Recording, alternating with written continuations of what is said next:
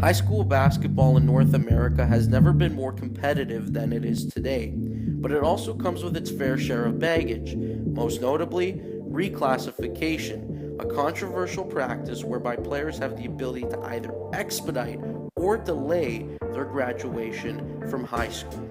The process of reclassification comes down to getting an edge to get to the next level, get a scholarship at the end game, getting most cases a Division I scholarship. Increasingly, over the past decade, more and more student athletes have willingly repeated a grade at some point during their elementary or middle school careers, with the intent of gaining a competitive edge by playing against younger competition. It's almost like in the basketball community, we just turn a blind eye to a lot of things.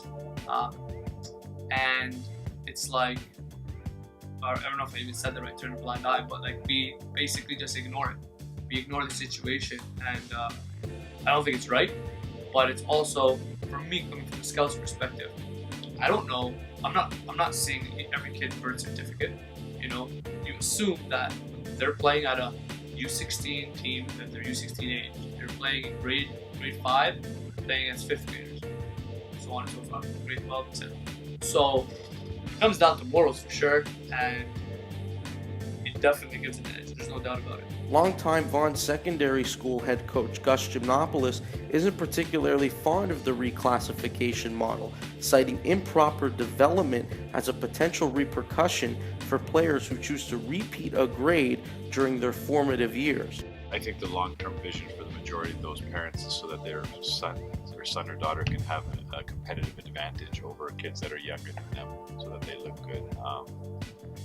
I don't see how that's beneficial. I think if everyone played under the same set of rules, which they kind of do in the US anyway, but if they all played under the regular age category without this reclassification process, I think it would be a much more equitable system. Andrew Nembhard is a sophomore at Vaughan Secondary School.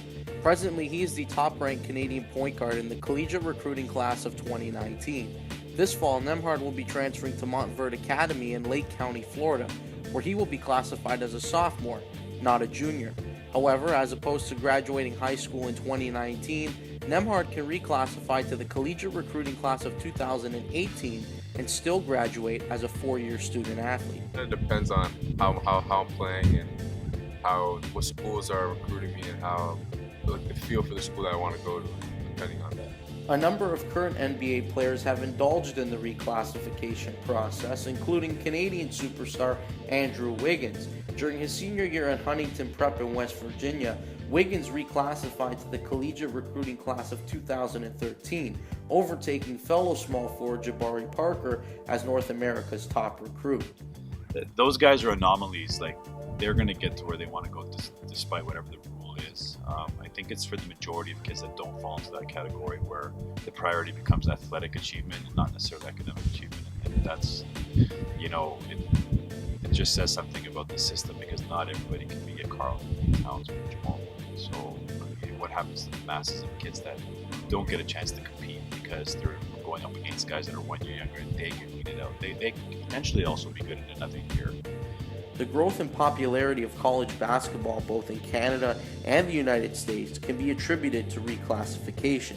NBA-bound prospects are indirectly being forced to attend post-secondary institutions. Collegiate athletic programs, both from a financial standpoint and exposure perspective, are the main beneficiaries of reclassification in high school basketball. Top-tier prospects are temporarily residing on college campuses and generating millions of dollars for their institutions while receiving nothing in return. But that may change one day, and no, not because collegiate athletes will be compensated for their efforts, but because highly touted prospects are beginning to find loopholes in the NBA's seemingly counterintuitive draft protocol. Take Canadian prep star Thon Maker, for instance.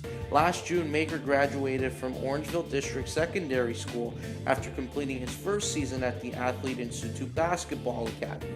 Rather than reclassifying to the collegiate recruiting class of 2015, Maker opted to stay an additional year at the Athlete Institute, competing in the OSBA, a league that is not directly affiliated with interschool athletics.